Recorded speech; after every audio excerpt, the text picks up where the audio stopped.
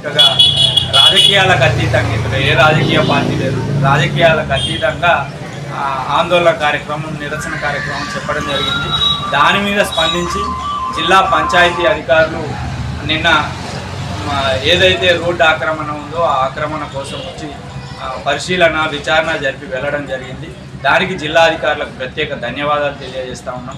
మేమేం డిమాండ్ చేస్తూ ఉన్నామంటే, ఒక 100 ఏళ్ల రోడ్డు ఆ రోడ్డును మళ్ళీ ఆ జనం నడవకుండా ఆక్రమణ చేయడం అనేది అన్యాయం. దానికి సంబంధించిన రెవెన్యూ అధికారులు ఎవరు అనుమతులు ఇచ్చినా కూడా చట్ట ప్రకారం నేరం అవుతుందని చెప్పి వాళ్ళందరికీ తెలుసు.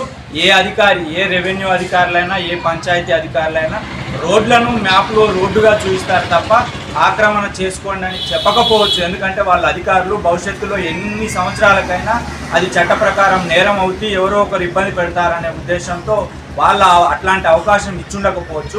మేమేమంటా ఉన్నామంటే, అది 15 అడుగుల రోడ్డు ఏదో ఉంది, ఆ గ్రామ సభ, ఆళ్లపల్లి పంచాయతీ గ్రామ సభ నిర్వహించాలి అధికారులు. గ్రామ సభ ద్వారా రాజకీయ పార్టీలు, గ్రామ పెద్దలు, మాజీ ప్రజాప్రతినిధి, వార్డు మెంబర్ కాడ నుండి జెడ్పీటీసీ దాకా ఆ గ్రామ సభలో పాల్గొనేటట్టు, ప్రజలందరూ పాల్గొనేటట్టు గ్రామ సభలో విచారణ జరిపించి ప్రజలందరి అభిప్రాయం మేరకు అక్కడ రోడ్డు ఉందా లేదా అనే తీర్మానం చేయాలని చెప్పి అప్పుడు మాత్రమే జిల్లా అధికారులు, స్థానిక అధికారులు నిర్ణయం తీసుకోవాలని చెప్పి చెప్తా ఉన్నాం. దీన్ని ఎక్కడో ఉంది, ఏదో ఉంది అని అందరినీ భయపెడతా ఉన్నారు. రోడ్డు ఎక్కడ ఏ పరిధిలోకి రాదు, ఏ చట్ట పరిధిలోకి రాదు. రోడ్డు ప్రజల ఆస్తి, ఆ ప్రజల ఆస్తి ప్రజలకు ఉండాలని చెప్పి ఇవాళ ఆళ్లపల్లిలో విలేకరుల సమావేశం పెట్టాం.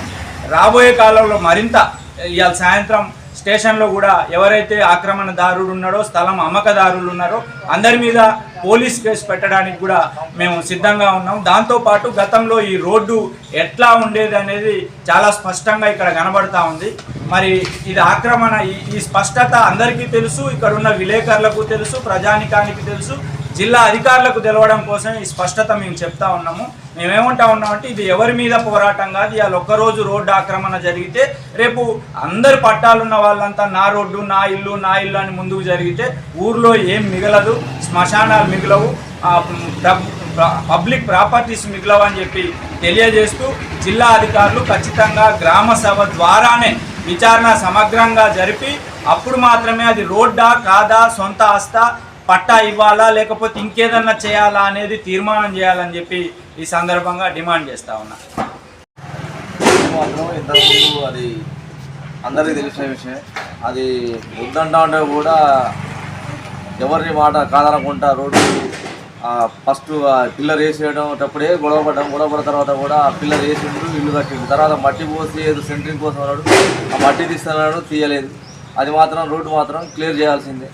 అందులో మళ్ళీ గద్దెలు తీసి కొంతమంది పెద్దలు ఇక్కడ నుంచి తీసుకుపోయి ఎక్కడో పెడతానంటారు. అది 100 సంవత్సరాల చరిత్ర ఉన్న గద్దెలు, అన్ని పార్టీలకు అతీతంగా. ఆ గద్దెలు తీయడం మాత్రం ఎవరు తరం కాదు. దాని మీద మాత్రం ఎట్టి పరిస్థితుల గద్దెలు తీస్తానన్న వాళ్ళ మీద కేసు వేస్తాం, తీయాలనుకుంటే మాత్రం దాని మీద కేసు మాత్రం బరాబర్ ఏంది నేస్తా.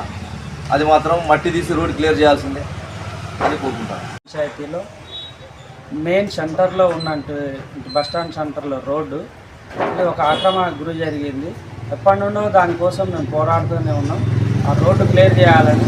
అప్పుడు ఎవరు కూడా కొంతమంది అధికారుల నిర్లక్ష్యంతో ఆ రోడ్డు క్లియర్ కాలేదు. ఇప్పటికైనా సరే అధికారులు స్పందించి ప్రజలకు ఉపయోగపడే విధంగా ఆ సీసీ రోడ్డు, గతంలో ఉన్న సీసీ రోడ్డుని ప్రజలకు ఉపయోగపడాలని, అది తొందరలో నిర్ణయం తీసుకోవాలని ప్రజల తరఫున కోరుకుంటాం. సంతోష్ సాయి గారు ఉన్నప్పుడు కూడా ఆ రోడ్డు విషయానికి వచ్చినప్పుడు మందాగి వస్తాడు, ఇంతవరకు రోడ్డు తీయలు. అది గ్యారెంటీ గ్రామ సభ పెట్టి దాన్ని నిర్ధారణ చేసి ఆ రోడ్డు తీయాలని కోరుకుంటాం. ఆళ్లపల్లి పంచాయతీలో 100 సంవత్సరాల నుంచి సీసీ రోడ్డు ఉంది సెంటర్లో. దాని మీద ఒక వ్యక్తి మట్టి పోయడం జరిగింది. ఆ మట్టిని తీపియాలని జిల్లా గ్రామ సభ తరపు నుంచి జిల్లా అధికారులకు విజ్ఞప్తి చేస్తుంది.